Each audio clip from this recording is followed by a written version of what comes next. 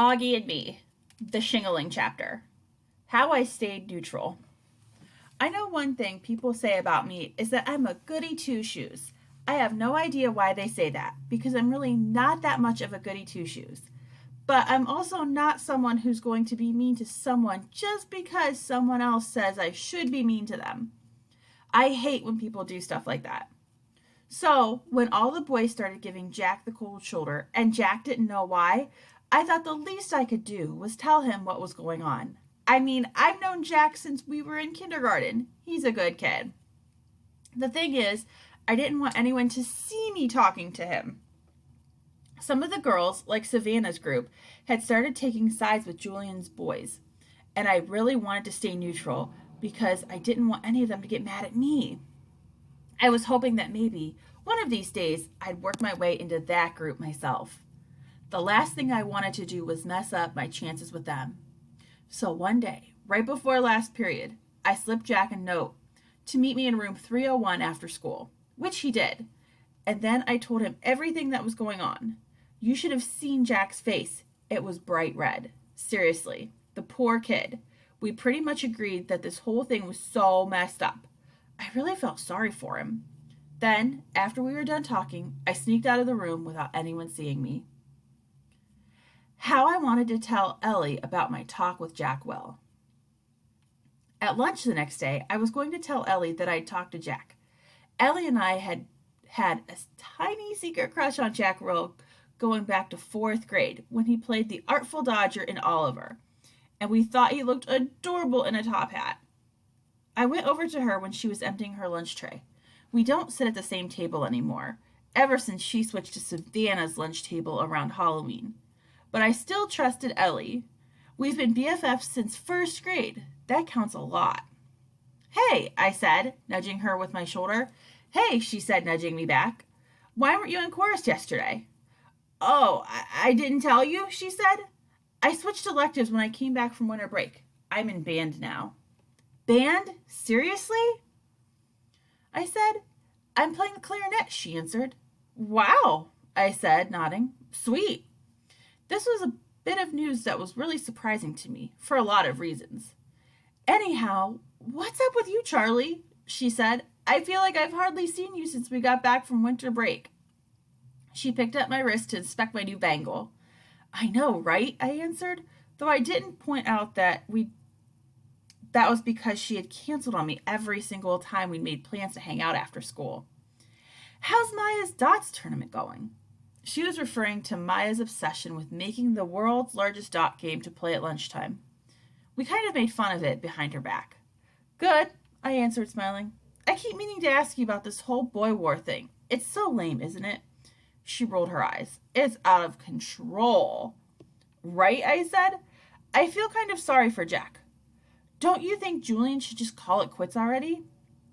Ellie started twisting a strand of her hair around her finger. She took a fresh juice box off the counter and popped the straw into the hole. I don't know, Charlie, she answered. Jack's the one who punched him in the mouth. Julian has every right to be mad. She took a long sip. I'm actually starting to think that Jack has serious anger management issues.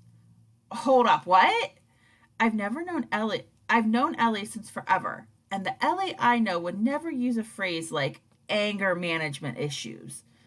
Not that Ellie wasn't smart, but she's not that smart. Anger management issues?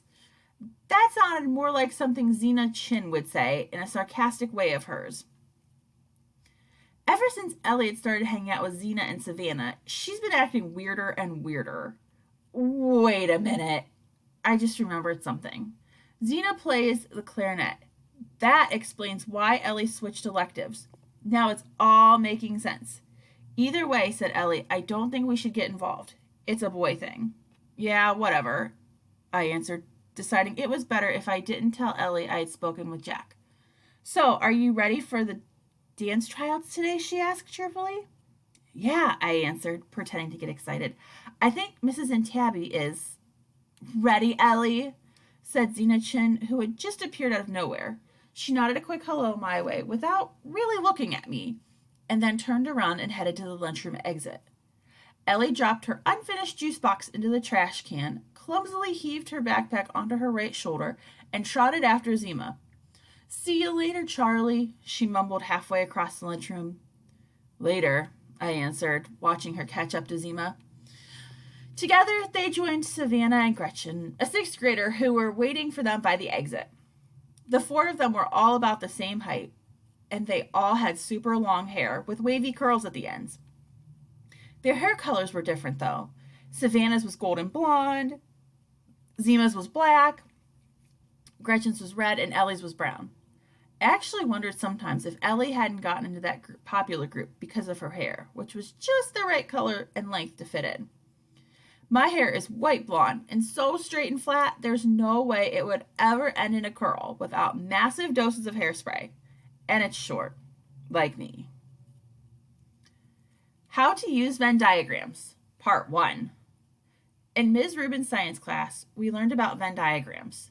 You draw Venn diagrams to see the relationships between different groups of things. Like if you want to see the common characteristics between mammals, reptiles, and fish, for instance. You draw a Venn diagram and list all the attributes of each one inside a circle. Where the circles intersect is what they have in common.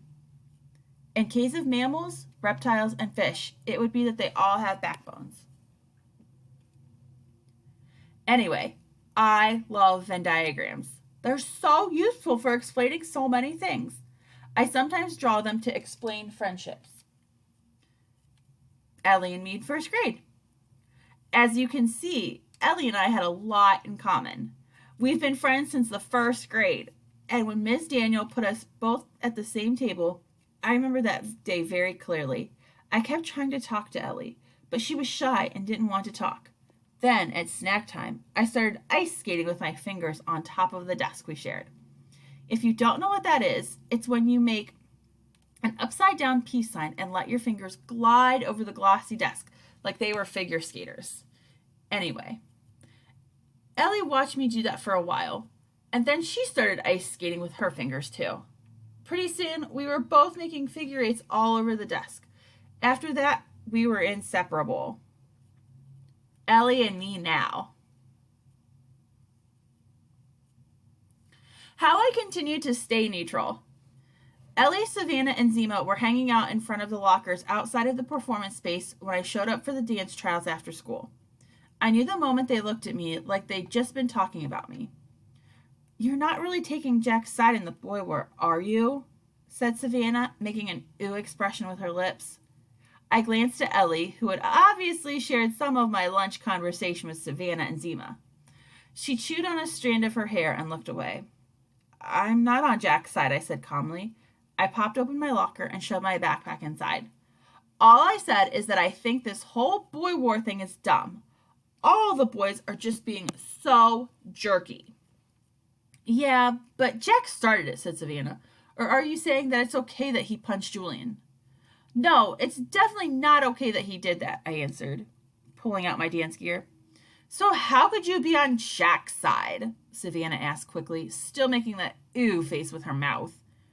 "Is it because you like him?" asked Zima, smiling mischievously. Zima, who was probably hasn't said more than 30 words to me all year long, is asking me if I like Jack? "No," I answered, but I could feel my ears turning red. I glanced up at Ellie as I sat down to put my jazz sneakers on. She was twirling yet another part of her hair in preparation for putting it into her mouth. I can't believe she told them about Jack. What a traitor.